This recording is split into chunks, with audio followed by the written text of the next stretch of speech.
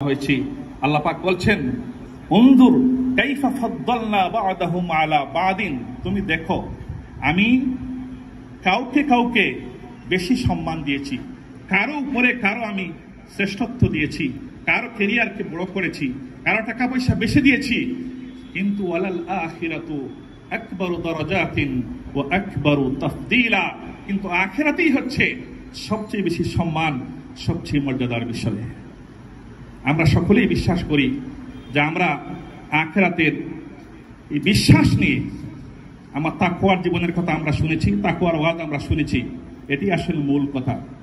আমরা আমাদের শুধু আমার জন্য নয়, শুধু আমার পরিবারের জন্য নয়, আমরা ইসলামের জন্য, দ্বীনের জন্য, জাতির জন্য, আত্মমানবতার জন্য কাজ করব এবং সর্বোপরি আমরা তাকওয়াশীল জীবন যাপন করব।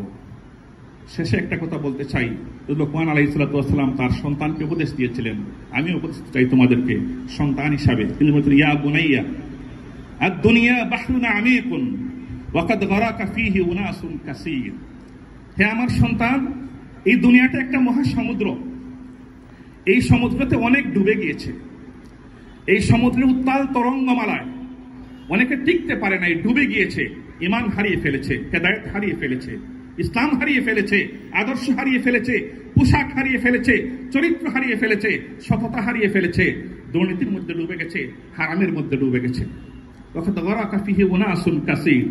সেই সমুদ্র থেকে বাঁচতে হলে তোমার একমাত্র বাহন হলো ফালতাকুন সাফিনাতুকা তাকওয়াল্লাহ, সেই সমুদ্র থেকে বাঁচার একমাত্র বাহন হচ্ছে আল্লাহর ভয়, আল্লাহর ভয় এবং আল্লাহর ভয়। ইয়া আইয়ুহাল্লাযীনা আমানুত্তাকুল্লাহ, আল্লাহ পাক বারবার এরকম বলেছেন, একাধিকবার বলেছেন, অসংখ্যবার বলেছেন।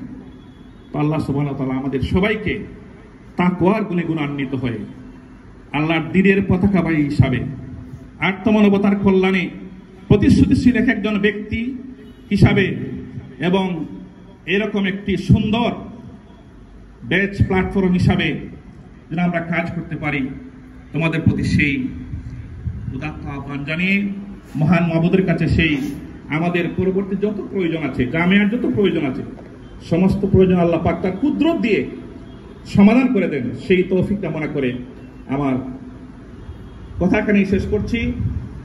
এবং